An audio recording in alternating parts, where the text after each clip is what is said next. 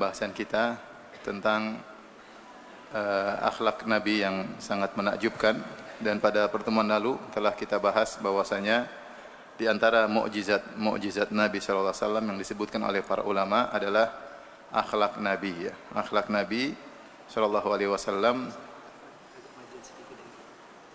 akhlak Nabi sallallahu alaihi wasallam adalah mukjizat tersendiri dari sekian ratus mukjizat yang dimiliki oleh Nabi sallallahu alaihi wasallam.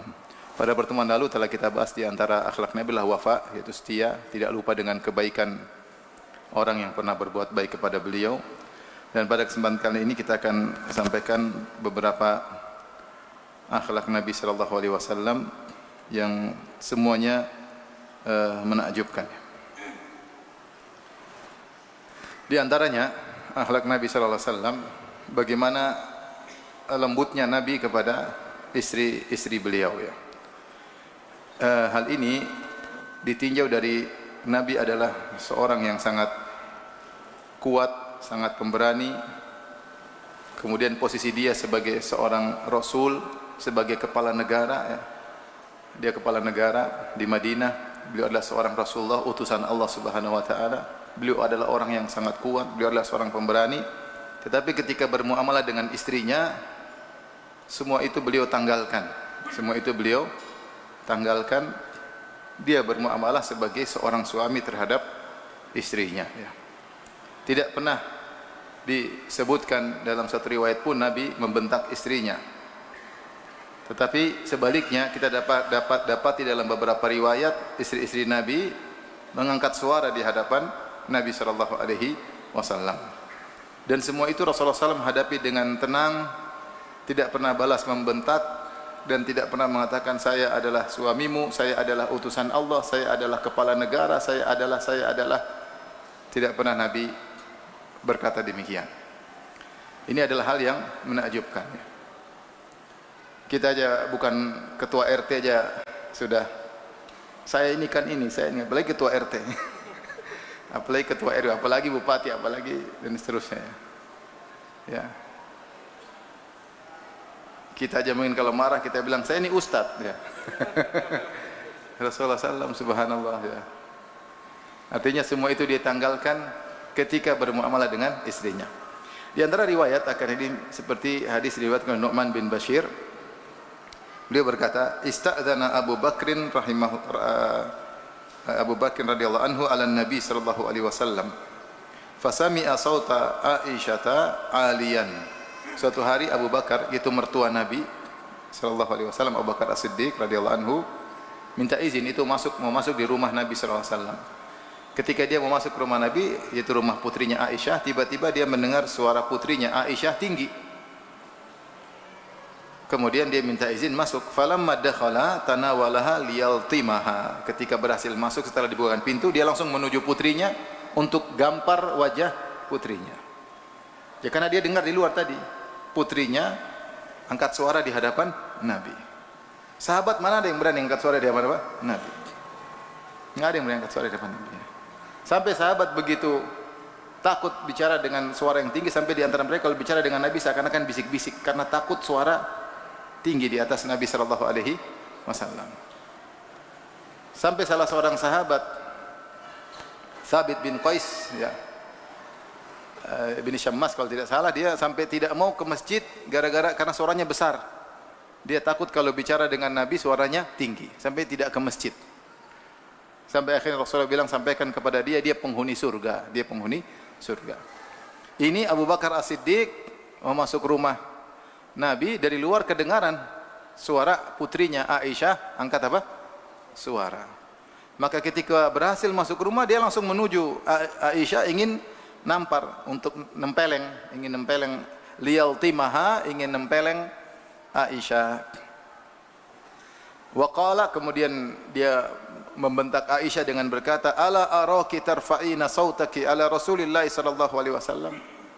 Coba, ya, jangan sampai aku dengar engkau mengangkat suaramu di hadapan Rasulullah sallallahu alaihi wasallam. Dia ingin nampar Aisyah. Apa yang dilakukan oleh Nabi? Faja'alan Nabi sallallahu alaihi wasallam yahjizuhu. Maka Nabi menghalangi Abu Bakar. Subhanallah. Nabi halangi apa? Abu Bakar. Jangan. Jadi istrinya di belakang, dia apa? Halangi. Mungkin kalau kita, ya sekali-sekali. Bapaknya marahin, saya enggak bisa, bapaknya aja yang marahin. Nabi enggak, Nabi langsung bela apa? Aisyah, Nabi halangi Abu Bakar As-Siddiq. Abu Bakar As-Siddiq orang yang sangat lembut.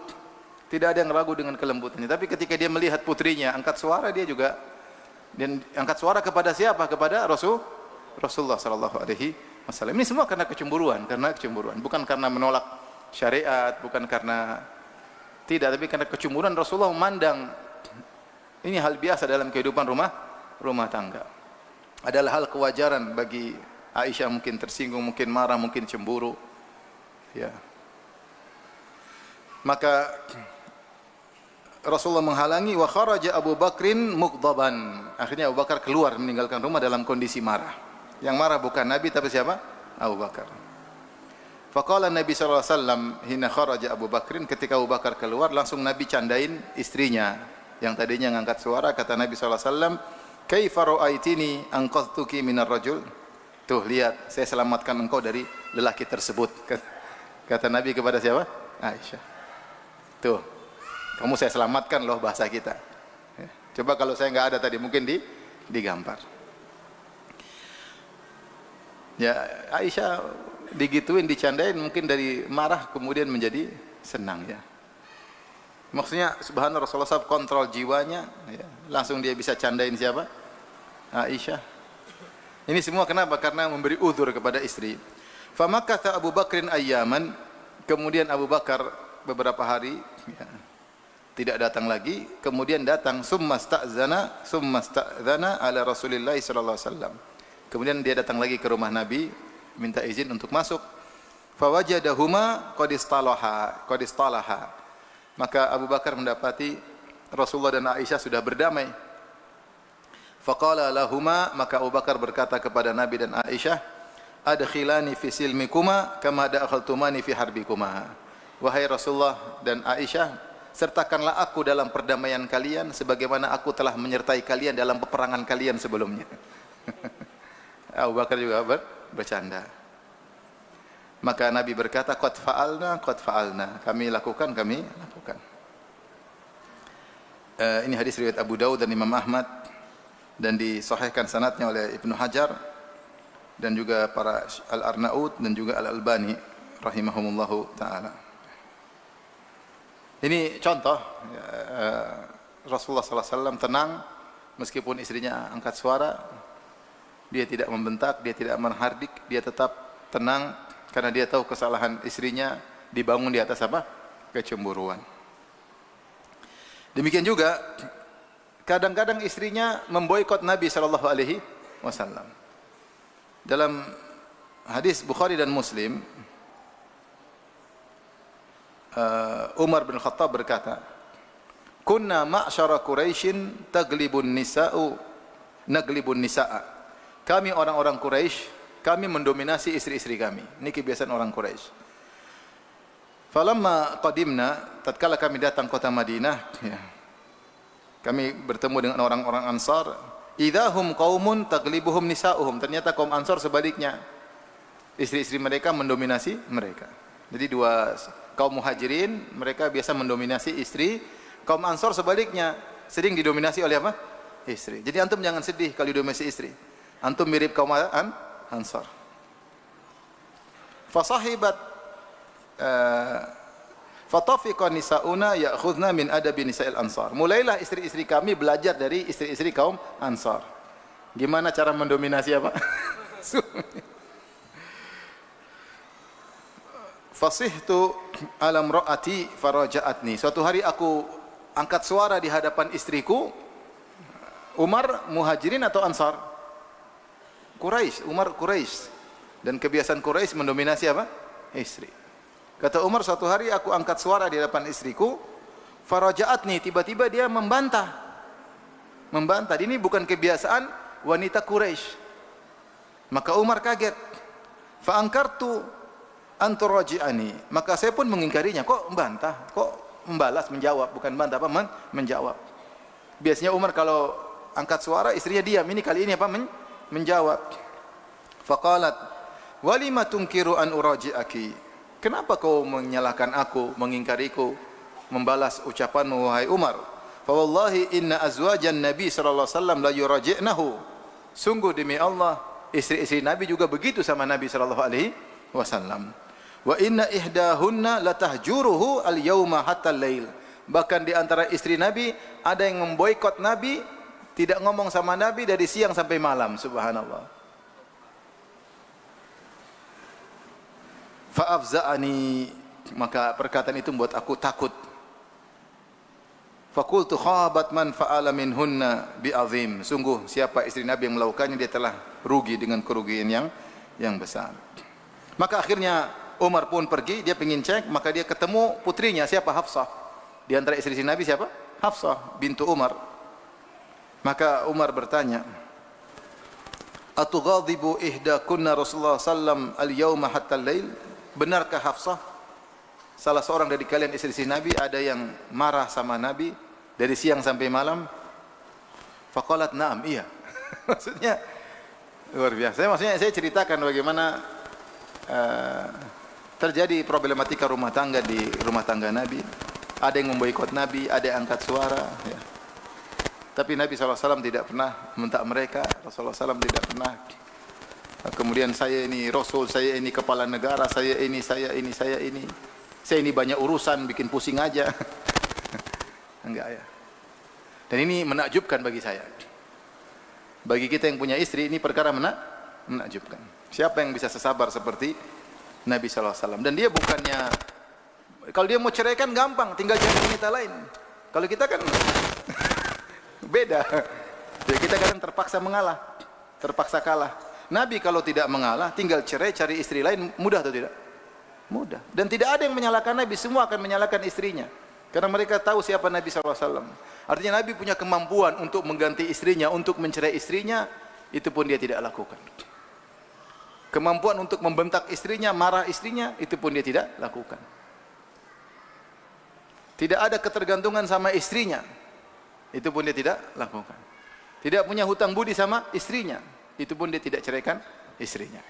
Semua dia hadapi dengan tenang, dia tanggalkan, maksudnya egonya, semuanya dia tanggalkan dalam bermuamalah dengan apa istrinya, karena dia kasih uzur sama istrinya. Dan dialah Rasulullah SAW yang menyampaikan kepada para sahabat dalam hadisnya, fattaqullaha fin nisa, bertakwalah kepada Allah dalam bermuamalah dengan para istri. Dia yang berkata kepada para sahabat, istausu bin nisa'i khairan, hendaknya kalian berbuat baik kepada istri-istri kalian. Fa innal mar'ata khuliqat min dhila, sungguhnya wanita diciptakan dari tulang rusuk, dan tulang rusuk pasti apa? Bengkok. Wa inna awaja syai'in fi dhila a'lahu, dan yang paling bengkok dari tulang rusuk bagian atas. Ada yang mengatakan maksudnya lisannya. Sehingga saya renungkan akan hal ini, subhanallah, ini menakjubkan bagi seorang suami sekelas Rasulullah SAW menghadapi istrinya demikian. Tentunya istri Nabi banyak kemuliaannya. Ini maksudnya ada beberapa kasus seperti itu. Seperti kasus ketika Nabi sedang menjamu tamu, hadis riwayat Anas bin Malik radhiyallahu anhu. Di rumah Aisyah ada tamu-tamu datang. Tahu-tahu Ummu Salamah, ada yang mengatakan Sofia, Ummu Salamah kirim piring berisi makanan. Mungkin membantu karena tamu banyak, perlu makanan dari rumah yang lain. Tapi ini menyalahi kode etik poligami. Aisyah cemburu. Aisyah cemburu. Ummu Salamah niatnya baik, atau Sofia niatnya baik, ngirim makanan. Dibawa oleh pembantu, ketika sampai di rumah Aisyah, Aisyah langsung pukul tangannya, makanan jatuh, piring pecah di hadapan para sahabat. Kalau kita di posisi itu mungkin kita marah. Kita bilang depan tamu memalukan lah, apalah, aib keluarga lah, apalah. Tapi lihat apa yang dilakukan oleh Nabi SAW. Rasulullah SAW tidak marah sama sekali. Bahkan Rasulullah SAW suruh sahabat kasih uzur kepada Aisyah. Kata Rasulullah SAW, gharat ummukum, ibunda kalian. Rasulullah pertama ingatkan, Aisyah ini ibunda kalian. Nah kalau kita punya ibu salah, kita kasih uzur enggak? Ya enggak? Namanya ibu. Rasulullah bilang ummukum, ibunda kalian. Dia salah, kenapa? Gharat, karena cemburu. Jangan pikiran macam-macam. Wanita kalau sudah cemburu, otaknya hilang. Kata orang lelaki kalau syahwatnya berkobar, otaknya hilang. Ada yang mengatakan tidak, telah hilang sepertiga akalnya. Bukan sepertiga, seluruhnya, minus bahkan. Kalau wanita, kalau sudah cemburu, akalnya berkurang. Maka Nabi tidak marah, Nabi kemudian turun, dia pun kumpul makanan, dia ambil piringnya Aisyah, taruh makanan tersebut, kemudian piring yang baru dikirim ke Ummu Salamah atau Sofia untuk ganti piring pecah. Kemudian makanan dihidangkan lagi dan selesai urusan. Tidak memperpanjang apa? Masalah. Kita renungkan ini, subhanallah. Kagum ya, bagaimana Nabi bisa seperti itu karena dia adalah Rasulullah sallallahu alaihi wasallam.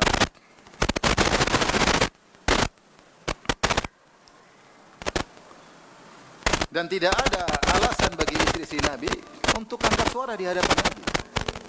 Kalau istri kita angkat suara di hadapan kita, mungkin ada alasannya. Mungkin kita kurang uang belanja, mungkin kita lirik istri orang, mungkin kita nonton apa, mungkin kita salah berbuat, mungkin malas ibadah, istri ngomel. Kalau Nabi apa yang tidak ada alasan untuk diomelin. Tidak ada alasan untuk Aisyah angkat suara, tapi karena kecemburuan, murni karena apa? Kecemburuan. Murni karena cemburu kepada istri yang lain, cemburu kepada sikap Nabi kepada orang lain, seperti dalam hadis ya. Disebutkan dalam riwayat yang lain menjelaskan kenapa Aisyah angkat suara, kenapa ternyata dia cemburu bukan pada istri tapi pada yang lain. Kata hadis Nu'man bin Bashir, hadis yang sama. Ista'dzana Abu Bakrin ala Rasulillah sallallahu alaihi wasallam fasami'a sauta Aisyata 'aliyan. Abu Bakar, hadis yang sama, minta izin masuk ketemu Nabi, tiba-tiba dia mendengar suara Aisyah tinggi. Wahia taqul, suara apa tersebut? Ternyata disebutkan dalam riwayat yang lain, Aisyah berkata, "Wallahi laqad araftu anna Aliyan ahabbu ilaika min abi marratain aw thalathan." Aisyah berkata, "Demi Allah, ya, aku tahu bahwasanya Ali lebih kau cintai daripada bapakku. Ali lebih kau cintai daripada bapakku. Ali lebih kau cintai daripada bapakku." Dia cemburu Rasulullah perhatian sama Ali, sehingga Aisyah merasa Rasulullah lebih cinta kepada Ali daripada siapa? Abu Bakar. Padahal tidak. Orang yang paling dicintai oleh Nabi siapa? Abu Bakar As-Siddiq radhiyallahu taala anhu. Ali kerabat Nabi sallallahu alaihi wasallam. Ini cemburu. Jadi bukan Aisyah angkat suara bukan karena menolak syariat, bukan. Tapi karena ada kecemburuan. Kadang tercemburu kepada istri yang lain, terkadang cemburu karena sikap Nabi yang seperti itu. Dan Abu Bakar mendengar hal tersebut dan dia tetap marah kepada siapa? Aisyah radhiyallahu taala anha. Tapi ini diantara hal yang menakjubkan. Oleh karenanya kita sebagai lelaki jangan, ya artinya kita bersikap lemah lembut kepada istri, berusaha melakukan yang terbaik bagi istri, dan ada pahala di balik itu, menyenangkan istri. Dan adalah kebiasaan Nabi SAW adalah menyenangkan istri. Apa yang disukai istrinya maka dia lakukan selama tidak melakukan yang haram. Makanya sampai Rasulullah SAW pernah ditegur oleh Allah gara-gara Rasulullah SAW mengharamkan yang halal dalam rangka mencari kesenangan istrinya. Yaitu ketika Rasulullah SAW mengharamkan madu. Allah berfirman, "Ya ayuhan nabi, lima tuharrimu ma ahallallahu laka tabtaghi mardata azwajik. Wallahu ghafurur rahim." Wahai Nabi, kenapa engkau mengharamkan apa yang Allah halalkan? Jadi Rasulullah SAW pulang ke rumah Aisyah. Kemudian Aisyah mengatakan, kok ada bau enggak enak? Kamu habis makan apa? Kata Nabi, saya baru minum madu dari maghafir, yaitu semacam tumbuhan. Kata Aisyah, kok enggak enak baunya? Dan Rasulullah SAW tidak suka kalau ada bau enggak enak dari tubuhnya. Rasulullah SAW perhatian terhadap aroma tubuh. Makanya dalam hadis, idza dakhalal bait bada'a bisiwak. Rasulullah SAW kalau masuk rumah pertama dilakukan dia siwak, supaya berbicara dengan istrinya dengan aroma yang baik. Dan Rasulullah SAW juga tidak suka kalau istrinya ada aroma yang tidak enak. Makanya ketika Rasulullah ingin menikahi seorang wanita, Rasulullah SAW utus Ummu Sulaim. Kemudian Rasulullah SAW menyuruh Ummu Sulaim berkata, "Syummi awaridhaha wanzuri ila urqubaiha." Wahai Ummu Sulaim, cium bagian mulutnya dan lihat tumitnya. Kenapa Rasulullah suruh Ummu Sulaim cium bagian mulutnya? Untuk melihat wanita ini jaga kebersihan atau tidak. Rasulullah tidak kurang nyaman. Sebagaimana tidak nyaman kalau istrinya mulutnya bau, Rasulullah juga tidak nyaman kalau mulut dia sendiri apa? Bau. Makanya dia kalau masuk rumah dia bersiwak terlebih dahulu sallallahu alaihi wasallam. Makanya ketika dia pulang Aisyah bilang, "Kok ada bau enggak enak?" Maka dia bilang, "Saya habis minum madu dari maghafir, itu tumbuhan madu dari tumbuhan tertentu." Kemudian Nabi mengatakan, "Kalau gitu saya tidak akan minum madu lagi." Kenapa Nabi bilang saya tidak akan minum madu lagi? Untuk menyenangkan siapa? Aisyah. Itu kebiasaan Nabi. Tapi kali ini Nabi salah karena mengharamkan yang halal. Maka Allah tegur, "Ya ayuhan nabi lima tuharrimu ma ahallallahu laka tabtaghi mardhata azwajik." Wahai Nabi, kenapa engkau mengharamkan apa yang Allah halalkan kepadamu dalam rangka untuk menyenangkan istrimu? Kita ambil dari ayat ini adalah kebiasaan Nabi menyenangkan apa? Istrinya. Maka kita laki-laki cari keridhaan istri, enggak apa-apa, yang penting perkara yang halal. Makanya Nabi minum dari gelas bekas minum Aisyah. Aisyah minum, Rasulullah SAW lihat bekasnya, Rasulullah ambil gelasnya, Rasulullah putar gelasnya, kemudian minum dari bekas mulut Aisyah. Kenapa? Agar Aisyah senang, radhiyallahu anha. Kalau Aisyah makan kambing yang sudah tinggal sisa-sisa daging di tulang, apa namanya bahasa kita? Tengkleng ya. Rasulullah makan lagi dari sisa gigitan siapa?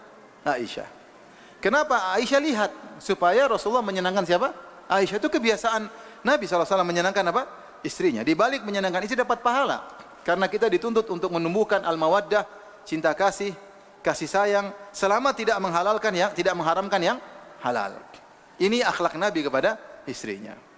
Maka saya nasihati diri saya pribadi juga antum sekalian, kalau bisa menyenangkan istri lakukan. Selama mampu ya. Jangan ngutang ya. Menyenangkan istri minta emas sekilo enggak punya duit, jangan. Belikan imitasi dulu, latihan. Maksud saya, itulah akhlak Nabi SAW terhadap apa? Istrinya, menyenangkan istrinya.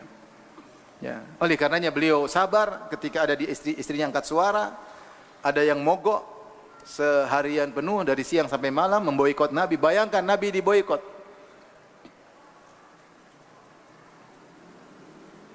Saya aja, mohon maaf, saya aja kalau kadang marah saya bilang, saya ini ustadz loh. Nabi subhanallah tidak demikian. Dan ini menakjubkan. Kita sebagai suami bikin suatu hal yang apa? Menakjubkan. Ya. Taib. Dan tadi saya bilang, Nabi posisinya apa? Rasulullah. Kalau seandainya dia ceraikan istrinya, siapa yang disalahkan? Nabi atau istrinya? Masih istrinya. Kalau Nabi ceraikan istrinya, pasti wanita ingin dinikahi oleh Nabi. Ya enggak? Jadi apa yang menghalangi Nabi untuk menceraikan istrinya? Karena dia berakhlak mulia. Coba kalau sebagian kita mau ceraikan istri, mungkin kita yang diamuk-amuk sama keluarga.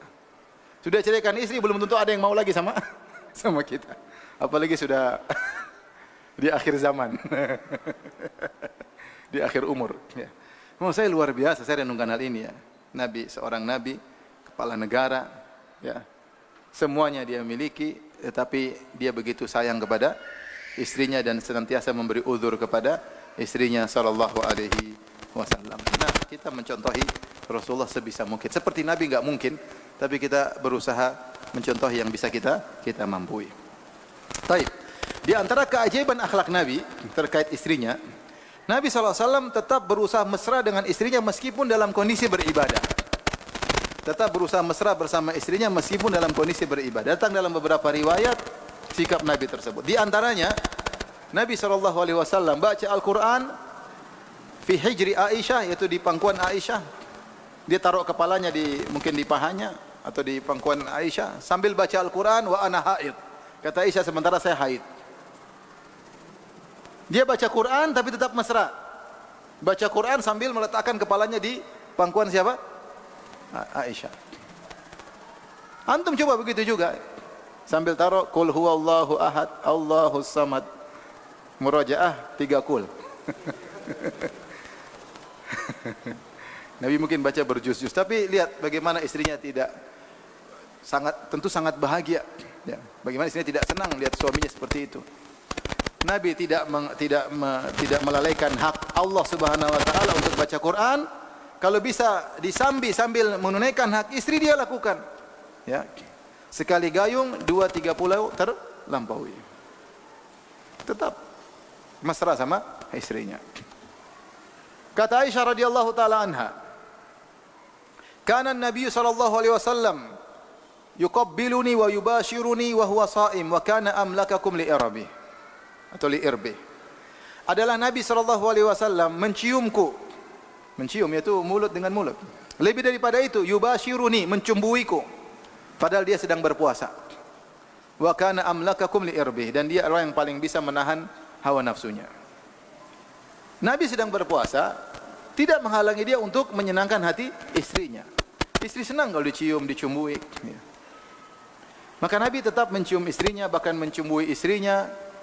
Ya, sementara dia tetap bisa berpuasa. Maksud saya, subhanallah, sedang beribadah, tapi tetap berusaha memperhatikan perasaan apa? Istri. Minggir, Abi lagi murojaah, minggir. Murojaah apa, Bi? 3 kul. Subhanallah ya. Sebagian kita sulit menggabungkan kadang-kadang. Kita ngaji istri udah dekat-dekat, lagi konsentrasi, jangan ganggu. Karena kemampuan akal kita terbatas. Kalau mampu biarin aja. Kita lagi dengar kajian, istri ya sekali kita stop, dengar lagi ngomong dia, lanjutin lagi, kan bisa sebenarnya. Cuma kita kadang-kadang sok serius ya. Nanti kalau ada akhwat WA langsung berhentikan akhwat yang WA. Waliyadzubillah ya. Oleh karenanya ya, Nabi subhanallah, saya renungkan hal ini, di tengah dia beribadah, kalau dia bisa menyenangkan istrinya dia lakukan. Di antara contoh lain disebut dalam Sunan Abi Dawud, meskipun hadis ini diperselisihkan namun yang benar dia hadis yang sahih. Rasulullah sallallahu alaihi wasallam kalau pergi ke masjid dia cium qabbala ba'dha azwajihi atau qabbala ba'dha nisaihi. Dia mencium istrinya sebelum ke masjid. Ke masjid, cium istri dulu baru ke masjid. Subhanallah. Mau ke masjid, cium apa? Istri. Apakah kita melakukan hal demikian? Ya. Jadi istri ketika ditinggal pun dia senang karena suaminya memperhatikan dia sebelum meninggalkan rumah. Pertemuan terakhir dengan semuanya kasih sayang. Pertemuan terakhir dengan suaminya sebelum meninggalkan rumah adalah kasih sayang dan cinta kasih. Kita kalau mau keluar rumah, mau ke masjid aja, padahal kan dekat, Rasulullah tinggal buka pintu langsung pintu masjid, ya enggak? Tapi nyempatin cium apa? Cium Aisyah. Apalagi mau main golf. Ini Nabi cuma bukan ke jauh, cuma 1 langkah sudah pindah dari rumah Nabi masuk ke Masjid Nabawi. Tidak menghalangi Masjid Nabawi dengan rumah Nabi kecuali pintu. Itu pun dia sempatin nyium siapa? Nyium Aisyah radhiyallahu taala anha. Ya, kita tidak ada salahnya kalau kita ingin keluar rumah dalam waktu yang lama, ya, kita cium istri kita, cium keningnya, cium bibirnya, cium pipinya, ya, atau dia cium tangan kita, nggak ada salahnya. Sunnah Nabi Shallallahu Alaihi Wasallam, sehingga istri tenang. Ya.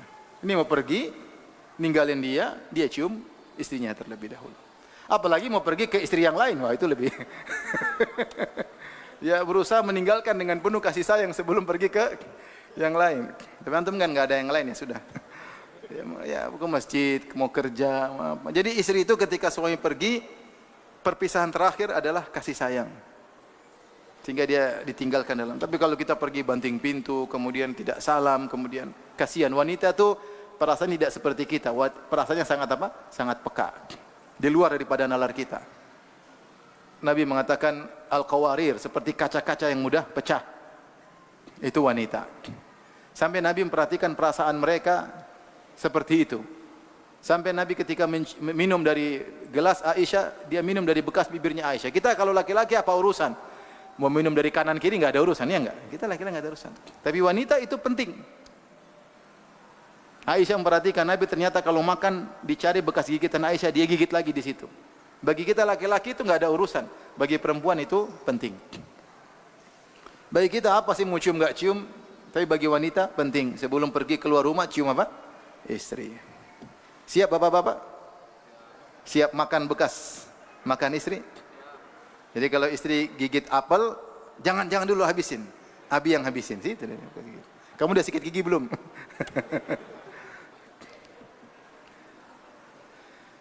Ya artinya begini, maksud saya itu orang-orang nakal aja, mereka romantis-romantis. Kita yang sunnah kenapa tidak apa? Romantis. Yang nakal-nakal romantis. Kenapa kita tidak apa? Romantis. Berusaha ya. Kita nggak bisa seperti Nabi SAW karena beliau sempurna, tapi kita berusaha mendekati. Kita sering lupa ya. Tapi kita berusaha menjalankan ketika kita ingat. Niat cari pahala.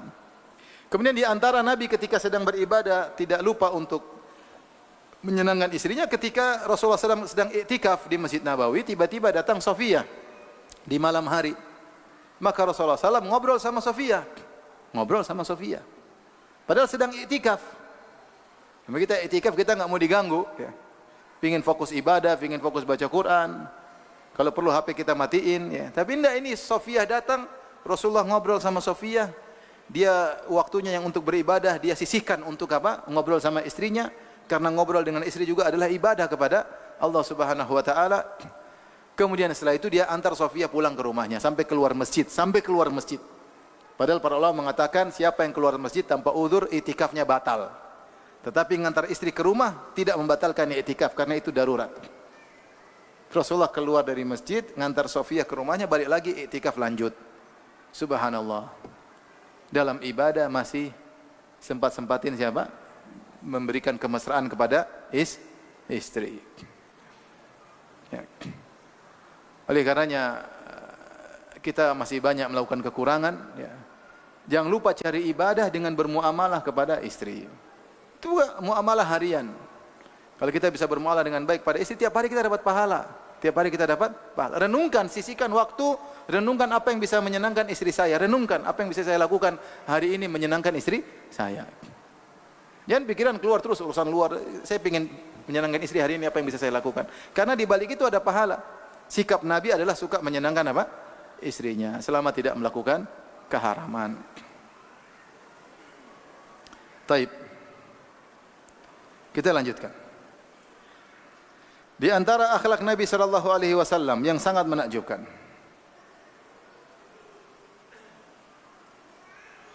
adalah kezuhudan Nabi yang sempurna. Kezuhudan Nabi sallallahu alaihi wasallam.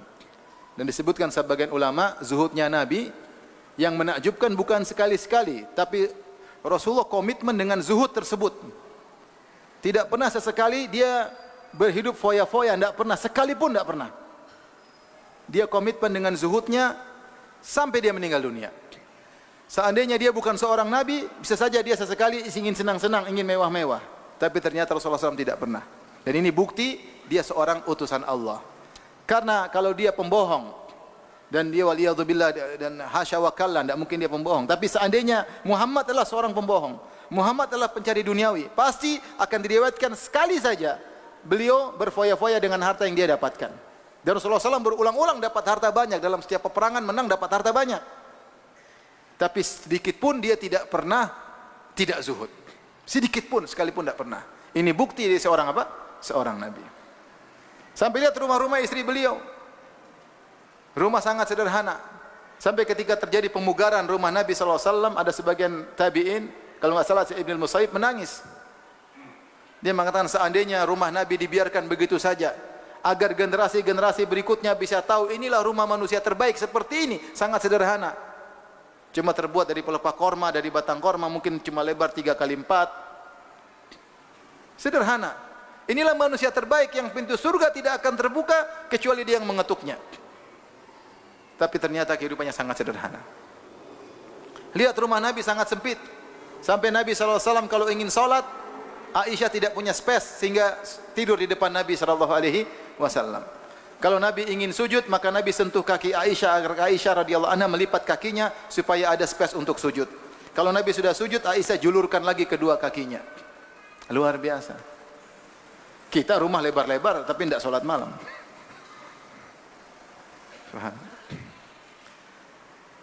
Lihat bagaimana ketika ada seorang tamu datang kepada Nabi SAW, kemudian minta dijamu, maka Rasulullah kirim utusan untuk ngecek ke 9 rumah istrinya, suruh cek satu-satu, ada makan malam enggak untuk bisa menjamu tamu. Seluruh istrinya 9-9-nya kompak menjawab dengan jawaban yang sama. Walladzi ba'atsaka bil haqq ma indana illa ma. demi Allah yang telah mengutus engkau wahai suamiku dengan kebenaran, tidak ada di rumah kecuali air putih. Subhanallah. Menakjubkan. Zuhud yang luar biasa. Tidak ada makan malam. Cuma air putih. Cuma air putih.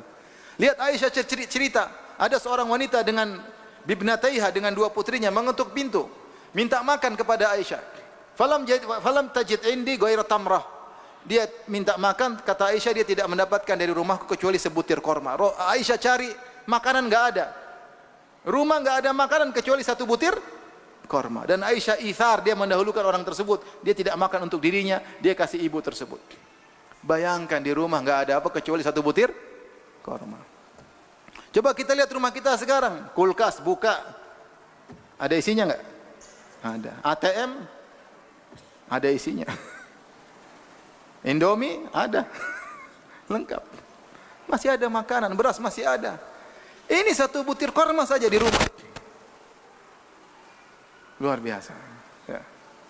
Ini Rasulullah sallallahu alaihi wasallam. Apa kata Aisyah radhiyallahu taala anha? In kunna lanarul hilal. In kunna lanarul hilal, thumma al-hilal, thumma al-hilal. Thalathata ahillatin fi syahrain wa ma uqida fi buyuti azwajin Nabi sallallahu alaihi wasallam nar. Kami lihat hilal muncul 2 bulan berturut-turut dan tidak ada api dinyalakan di rumah istri-istri Nabi sama sekali. 2 bulan berturut-turut tidak ada gorengan. 2 bulan berturut-turut tidak ada rebusan, tidak ada. Enggak ada api nyala 2 bulan berturut-turut. Istri siapa yang mampu hidup sama suami seperti ini?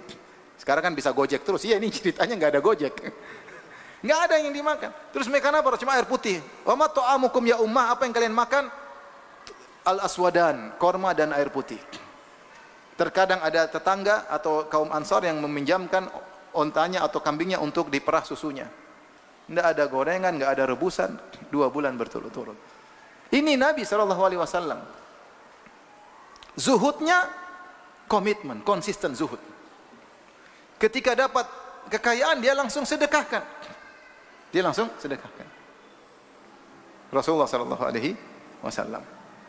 Makanya ketika Umar bin Khattab radhiyallahu anhu lihat Nabi SAW tidur di atas tikar yang sederhana ya. Sampai memberi bekas ke lambung Nabi SAW. Apa sih tikar Nabi? Tikar Nabi itu cuma jalinan ya, jarida, yaitu apa namanya, daun korma atau daun korma. Pelepah korma ada daunnya itu. Daunnya dijalin jadi tikar. Jadi kalau tidur pasti ada bekas. Apa sih bantal Nabi? Bantal Nabi cuma kulit dikasih hasyu, yaitu leaf. Leaf itu serabut korma itu dimasukin. Maka ketika Umar melihat Nabi seperti itu, kata Umar, "Ya Rasulullah, raja-raja Romawi, raja-raja Persia, mereka dalam kenikmatan dunia sementara Anda seperti ini." Kata Rasulullah, marah Umar, "Afi syakkin anta ya ibnal Khattab?" Kau ragu wahai ibnul Khattab.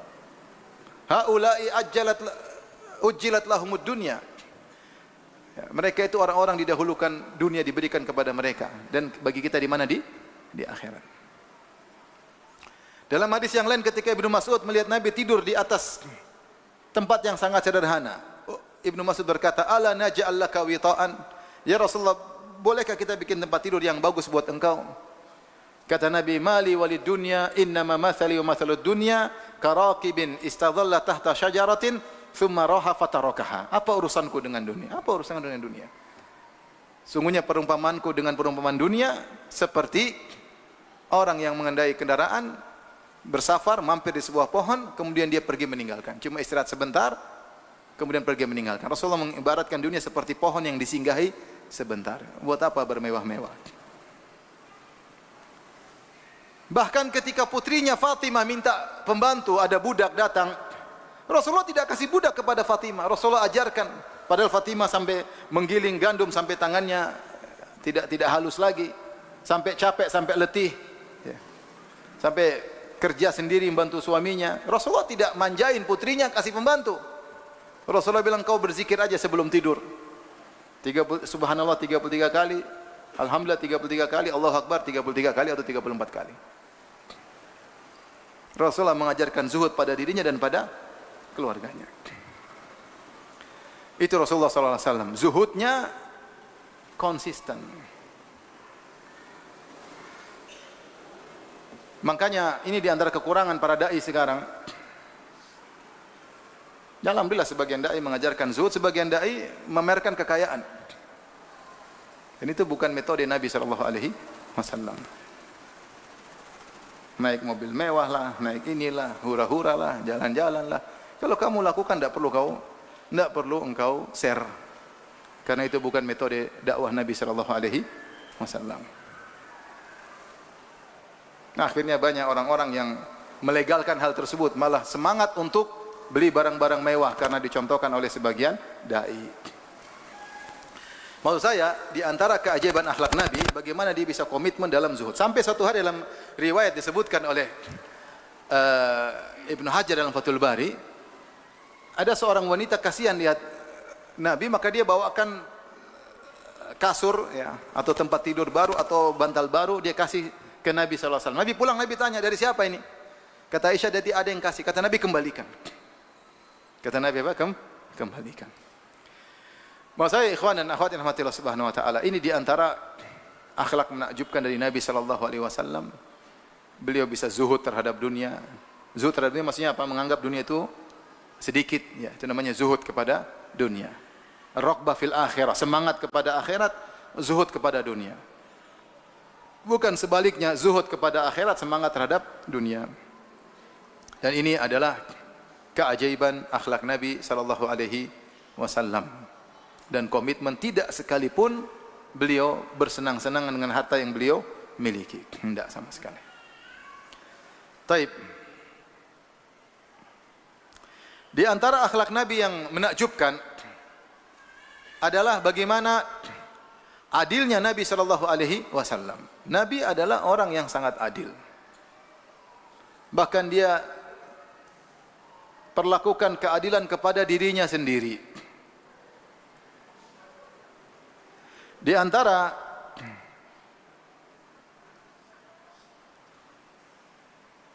keadilan Nabi sallallahu alaihi wasallam yaitu ketika beliau akan meninggal dunia. Beliau akan meninggal dunia. Dan ini menakjubkan ya. Beliau sakit-sakit parah sampai dipapah kalau keluar rumah, tapi beliau tetap berusaha menjalankan jatah mabit bagi istri-istrinya. Pindah dari rumah satu, besok pindah rumah berikutnya. Padahal berat beliau. Tapi beliau ingin adil terhadap apa? Istri-istrinya. Sementara sebagian orang ketika melakukan praktek poligami tidak adil sama istri-istrinya. Nabi SAW sampai beliau sakit-sakitan mau meninggal tetap berusaha untuk adil. Sampai akhirnya beliau bertanya, aina ana godan, besok saya jatah di rumah siapa? Sampai akhirnya istri-istrinya kasihan lihat Nabi. Akhirnya mereka sepakat agar Nabi tetap dirawat di rumah Aisyah. Karena mereka tahu Rasulullah sangat sayang kepada siapa? Aisyah. Tapi maksud saya, Rasulullah mau meninggal, sakit parah, tetap berusaha menjalankan apa? Keadilan. Adil sama istri-istrinya. Makanya Rasulullah SAW kalau mau safar, Rasulullah SAW bikin qur'ah, yaitu undian. Siapa nama istrinya muncul, ikut Nabi. Kalau antum kan nggak perlu undian. Udah langsung bawa aja yang ada. Alhamdulillah masih ada. Maksud saya luar biasa Nabi SAW. Adil. Di antara keadilan yang luar biasa dari Nabi SAW,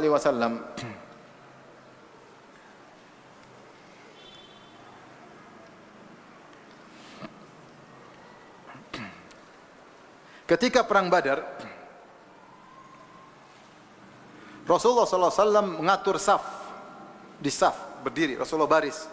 Kalau ada yang ke depan, Rasulullah mundurin. Sampai adalah seorang sahabat namanya Sawad bin Ghaziyah dari kaum Ansar. Dia agak maju sedikit dari saf, safnya agak maju. Maka Rasulullah SAW menggunakan semacam kayu, kemudian Rasulullah SAW tusuk perutnya, suruh mundur. Mungkin agak jauh, Rasulullah mundur. Maka orang ini berkata, auja'tani, ya Rasulullah kau menyakitiku. Subhanallah. Ya Rasulullah enggak mungkin nusuk itu, enggak. Paling gini-gini aja. Tapi dia cari kesempatan, dia bilang, ya Rasulullah, Anda telah menyakitiku. Waqad ba'athaka Allah bil haq wal adl fa'akidni. Sementara Allah telah mengutus Anda dengan kebenaran dan keadilan, saya minta kisos. Subhanallah. Ini mau perang ini. Melawan 1000 orang. Rasulullah lagi atur, Rasulullah ente macam-macam aja ini mau perang masih gitu-gitu aja. Rasulullah juga nggak mungkin nusuk keras, dia paling cuma mundur dikit. Dia orang lembut. Sallallahu alaihi wasallam. Maka Rasulullah SAW tidak banyak bicara. Fakashafa Rasulullah SAW an batnihi faqala istaqit. Rasulullah buka perutnya, silakan kisos. Langsung adil dia. Silakan kisos. Kalau mau tusuk lagi. Kemudian apa yang dilakukan oleh Sawad bin Ghaziyah? Fa'tanaqahu faqabbala batana. Dia langsung peluk Nabi, dia cium perut Nabi sallallahu alaihi wasallam. Rasulullah bertanya, "Ma hamalaka ala hada ya Sawad?" Apa yang buat kau melakukan seperti ini wahai Sawad? Qala ya Rasulullah, hadara ma tara. Engkau tahu apa yang telah terjadi sekarang, sebentar lagi perang. Fa aradtu an yakuna akhirul ahdi bika an yamusa jildi jildaka. Saya ingin akhir hidupku sebelum masuk dalam medan pertempuran, kulitku bersentuhan dengan kulitmu. Subhanallah. Tema saya Rasulullah SAW adil. Bahkan disebutkan Rasulullah ketika meninggal dunia dalam kondisi sakit, ikat kepalanya Rasulullah di atas mimbar. Rasulullah mengatakan, siapa yang pernah saya sakiti, yang saya pernah lakukan demikian, silakan kisah saya sekarang sebelum saya meninggal. Subhanallah. Ketika akan meninggal dunia Rasulullah SAW dalam kondisi sakit parah, siapa yang pernah mungkin saya kata-kata yang kasar, pernah saya pernah inikan, silakan kisah saya. Rasulullah sangat adil. Di antara keadilan Nabi SAW yang menakjubkan, ketika perang Badar juga, apa kata Ibnu Mas'ud, saya bacakan, kunna yauma badrin kullu thalathatin ala ba'irin. Jadi ketika perang Badar, para sahabat kendaraannya kalau nggak salah cuma 70, sementara pasukan 300 sekian. Sehingga kendaraan mereka harus jalan dari Madinah ke Badar sekitar 150 kilo lebih. Sekitar 150 kilo, 130, 150. Sehingga tidak bisa semua naik tunggangan. Karena tunggangan cuma sekitar 70 kalau tidak salah, pasukan 300. Oleh karenanya 3 orang gabung jadi satu. Ada 3 orang gabung jadi satu atau lebih ya. Wa kana Abu Lubabah wa Ali bin Abi Thalib zamilai Rasulullah sallallahu alaihi wasallam. Dan yang jadi pasangan dalam satu tunggangan yaitu Ali bin Abi Thalib dan Abu Lubabah. Jadi bertiga, Ali, Abu Lubabah, Nabi satu tunggangan. Jadi ganti-gantian. Gantian maksudnya apa? Sekarang Nabi jalan, nanti berapa kilo lagi Nabi turun, gantian Ali yang naik kendaraan. Supaya jalan terus tidak berhenti. Karena kalau capek istirahat semua enggak. Nanti habis itu Abu Lubabah yang naik, Nabi dan Ali berjalan. Akhirnya mereka enggak enak sama Nabi sallallahu alaihi wasallam. Kemudian Nabi sedang jalan kaki, maka mereka berdua ya, minta agar mereka menggantikan Nabi. Mereka berkata, nahnu namshi anka ya Rasulullah, ya sudahlah engkau naik tunggangan terus, bagian kamu, jatah kamu, jalan kami yang gantiin, engkau naik aja kendaraan terus, nanti jatah jalan engkau, saya Ali sama Abu Lubabah yang gantikan. Apa jawaban Nabi dengan jawaban menakjubkan? Kata Nabi SAW, ya, ma antuma bi aqwa minni alal mashi wala ana bi aghna 'anil ajri minkuma. Kata Nabi, tidaklah kalian berdua lebih kuat berjalan daripada saya. Belum tentu kalian lebih kuat berjalan daripada saya. Dan tidaklah kalian berdua lebih merasa cukup dengan pahala daripada saya. Artinya saya juga butuh pahala seperti kalian. Nabi tidak mau, Nabi jalan. Adil. Ini Nabi SAW. Tadi ketika Aisyah mecahin piring, Rasulullah ambil piring Aisyah enggak? Ambil, kirim ke istri satunya. Marah boleh marah, piring boleh pecah, waktunya ganti tetap apa? Ganti. Luar biasa sallallahu alaihi wasallam. Dan demikianlah Rasulullah sallallahu alaihi wasallam. Bahkan kalau kita lihat ketika perang Badar, Rasulullah malah menyuruh kerabat-kerabatnya yang perang duluan duel. Bukan nanti kerabat saya terakhir, orang-orang lain dulu perang. Enggak, kerabat dia dulu dimajukan. Ya. Hamzah, Ali bin Abi Thalib, kalau enggak salah satunya Abu Ubaidah atau Ubaidah bin Al-Harith, kerabat Nabi semua, sepupu Nabi, om Nabi, suruh perang dulu. Sebelum yang lain apa? Perang. Dia tidak mikir keluarga saya selamat dulu, enggak, keluarga dulu. Adil Rasulullah sallallahu alaihi wasallam. Ketika berhijrah dari Mekah menuju Madinah, bukan Rasulullah lari duluan selamat, enggak, sahabat duluan. Sampai tinggal orang sedikit, baru Nabi berangkat sama Abu Bakar As-Siddiq radhiyallahu taala anhu. Dia bukan yang penting saya nyaman dulu, enggak. Sahabat dulu, suruh pergi, suruh pergi. Itu Rasulullah sallallahu alaihi wasallam. Dan ini semua tentu adalah hal yang menakjubkan, yang menunjukkan keadilan Rasulullah sallallahu alaihi wasallam. Lihatlah tadi Nabi sallallahu alaihi wasallam berjalan di perang Badar padahal mereka dalam kondisi lapar. Sebenarnya dalam hadis Ibnu Umar, Rasulullah lapar, sahabat juga lapar, tapi Rasulullah tetap jalan. Kata Ibnu Abdullah bin Amr, beliau berkata, kharaja Rasulullah sallallahu alaihi wasallam yaum Badrin fi 315 rajulan min ashabihi falamma intaha ilaiha. Rasulullah keluar dalam perang Badar membawa 315 sahabatnya. Ketika sampai di Badar, beliau berdoa, Allahumma innahum jia'un fa'ashbi'hum. Ya Allah, sungguhnya para sahabat ini mereka lapar, kenyangkanlah mereka. Allahumma innahum hufatun fahmilhum. Ya Allah, sungguhnya mereka tidak memakai alas kaki atau berjalan kaki, maka berilah tunggangan buat mereka. Allahumma innahum uratun faksuhum.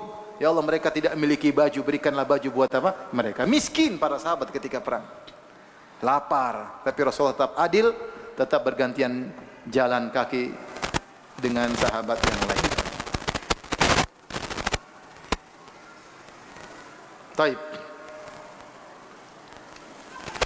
Di antara keajaiban Nabi sallallahu alaihi wasallam adalah keberanian Nabi sallallahu alaihi wasallam. Nabi adalah orang paling berani. Tidak ada yang bisa mengalahkan keberanian Nabi sallallahu alaihi wasallam. Ali bin Abi Thalib radhiyallahu anhu, dan siapakah Ali? Adalah orang yang sangat pemberani. Dialah yang ketika masih muda rela berkorban untuk tidur di tempat tidur Nabi ketika Nabi berhijrah dan berselimutkan dengan selimut Nabi.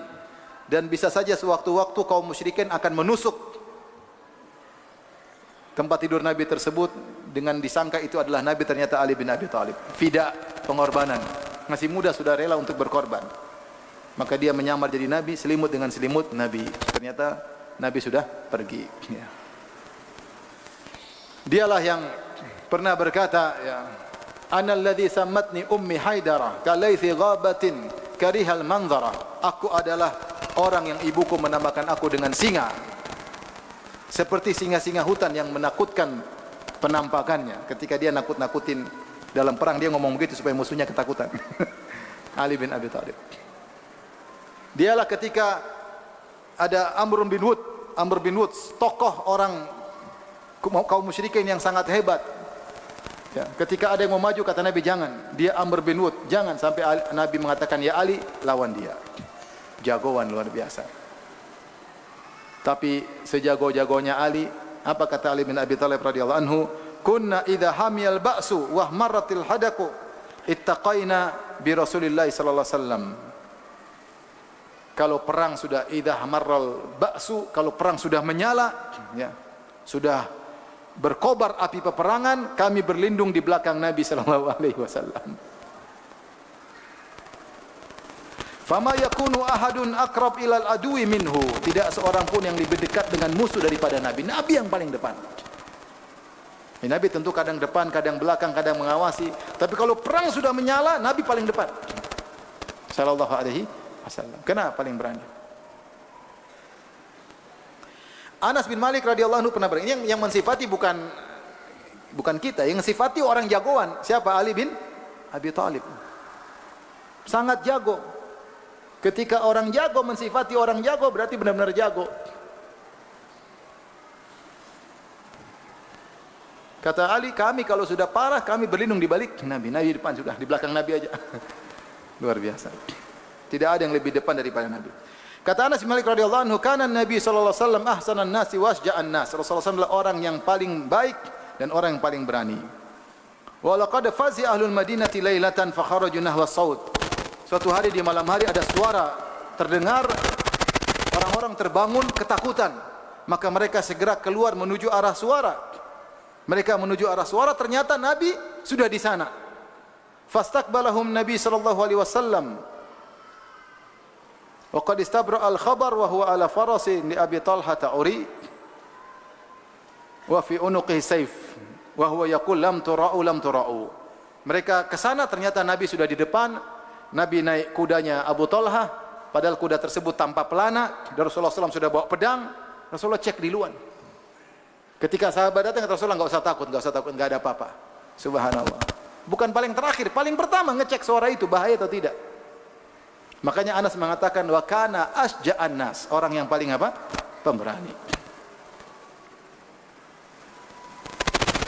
Al-Bara bin Azib berkata, "Kunna wallahi idza marra al-ba'su nattaqi bihi wa inna syuja'a minna lalladhi yuhadhi bihi." Kami demi Allah, kata Al-Bara bin Azib, kalau perang sudah menyala, ya, kami berlindung dengan Nabi sallallahu alaihi wasallam, dan orang pemberani di antara kami hanya bisa sejajar dengan Nabi, tidak ada paling depan. Paling berani sejajar dengan Nabi. Kalau enggak di belakang Nabi sallallahu alaihi wasallam. Dan di antara yang menakjubkan ketika perang Hunain, ketika itu Rasulullah SAW berjalan dengan sekitar 12.000 pasukan menuju Hunain. Ternyata kabilah Hawazin sembunyi di pegunungan, kemudian Rasulullah pasukan terjebak di sebuah lembah. Sempat ada yang berkata, lan nuglabal yauma min qillah, kita tidak bakalan kalah hari ini karena kita jumlahnya banyak. Maka ya, fasyaqqa dzalika ala Nabi. Nabi merasa berat dengan ucapan seperti itu. Karena Nabi tahu kemenangan bukan karena jumlah, tapi karena pertolongan Allah. Maka Allah kasih pelajaran kepada sahabat. Ketika mereka terjebak di lembah, tiba-tiba pasukan yang tadi bersembunyi muncul dan mereka lempar anak panah, hujan anak panah. Maka sahabat kabur. Tersisa sedikit. Di antara yang tidak kabur adalah Nabi SAW. Dia naik baglah warna putih, al-baghlatul bayda, ditemani oleh Al-Abbas bin Abdul Muttalib yang pegang kekang begol, dan Abu Sufyan bin Al-Harith, sepupu Nabi bin Abdul Muttalib. Abu Sufyan bin Al-Harith bin Abdul Muttalib memegang rikab, itu memegang pijakan kaki Nabi, dan Nabi tersingkap. Dia sendirian, orang semua pada kabur, dan Nabi tidak takut sama sekali. Nabi bahkan berteriak, "Ana nabiyyu la kadzib, ana ibnu Abdul Muttalib." Saya Nabi dan tidak ada dusta bahwa saya Nabi, dan saya adalah cucu Abdul Muttalib. Suara Nabi terdengar oleh musuh dan dia tidak peduli. Dan dia maju dengan begolnya. Dan begol padahal bukan kuda yang bisa kar wal far, bisa kabur balik. Begol lambat. Tapi Nabi dengan pedenya berkata, "Saya Nabi, saya tidak dusta." Tidak ada takut sama sekali karena percaya kepada siapa? Allah Subhanahu wa taala. Ini keberanian yang menakjubkan dari Rasulullah sallallahu alaihi wasallam. Makanya kalau kita dengar cerita para sahabat, luar biasa. Keberaniannya luar biasa. Seperti ketika saya baca penaklukan kota Mesir, susah, berbulan-bulan mereka ingin masuk ke benteng Babliun, tidak bisa-bisa. Romawi di situ banyak. Akhirnya Zubair bin Awam radhiyallahu anhu mengatakan, hari ini saya hadiahkan diriku untuk Allah. Dia bilang, kalian ikut saya. Saya naik, dia harus ada yang masuk buka dari dalam. Harus ada yang masuk buka dari dalam. Maka dia pun bilang, nanti kalau saya teriak Allahu Akbar, kalian juga bertakbir. Maka dia naik sendiri di atas benteng. Mau masuk sendirian, bayangkan, nekat. Kemudian dia berteriak Allahu Akbar. Kemudian teman-temannya juga berteriak Allahu Akbar. Romawi kira sudah masuk, kabur mereka. Tapi mau saya nekat, berani, luar biasa. Ini dilakukan juga oleh Al-Bara bin Malik kalau tidak salah. Ketika perang, kalau saya nggak salah ingat, dalam perang lawan Musailamah Al-Kadzab, dalam Ma'rakatul Hadiqah, dia juga begitu, masuk sendiri. Dan dia masuk, dia bertempur dengan orang dalam, baru dia buka dari dalam. Luar biasa. Berani sangat luar biasa. Ketika Khalid bin Walid radhiyallahu anhu diajak diskusi sama pimpinan orang-orang kafir dalam suatu peperangan, maka ditawarkan harta dan macam-macam. Khalid menolak. Khalid mengatakan, saya datang dengan suatu kaum yang mereka mencintai kematian sebagaimana kalian mencintai kehidupan. Bahkan dia berkata, saya datangkan kalian dengan suatu kaum yang mencintai kematian sebagaimana kalian mencintai bir dan khamar. Subhanallah. Kalian kan maniak minum khamar, ini maniak mati. Gimana mau menang lawan orang seperti begini? Jangan heran, kenapa? Karena gurunya siapa? Rasulullah sallallahu alaihi wasallam. Nah, ini lihat contoh para sahabat menakjubkan. Baik. Di antara akhlak Nabi yang menakjubkan,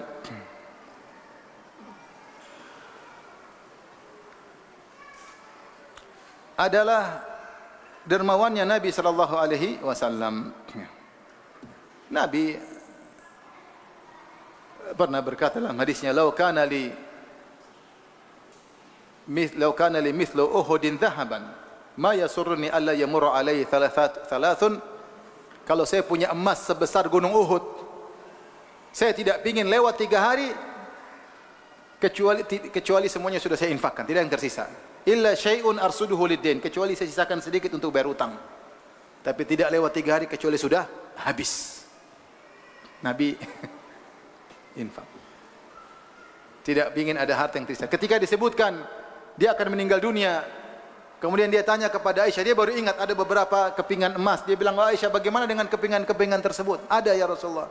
Kata Rasulullah, "Bagaimana dengan Muhammad kalau dia bertemu dengan Allah sementara kepingan-kepingan ini belum disedekahkan?" Makanya para sahabat mensifati Nabi, Rasulullah kalau berinfak, man lam yakhshal faqah, kalau berinfak tidak pernah takut miskin. Sampai ada seorang minta kepada Nabi kambing 1 lembah, maka Nabi kasihkan kambing 1 lembah di antara 2 gunung. Fa'atahu ghanaman bainal jabalain, dia kasih kambing sebanyak 1 lembah di antara 2 gunung. Maka orang ini pun pulang berdakwah kepada kaumnya. Dia berkata, "Ya qaumi aslimu fa inna Muhammadan a'ta man lam yakhshal faqah." Masuk Islamlah kalian, karena Muhammad kalau sudah bersedekah tidak pernah takut miskin. Kalau kita takut miskin enggak?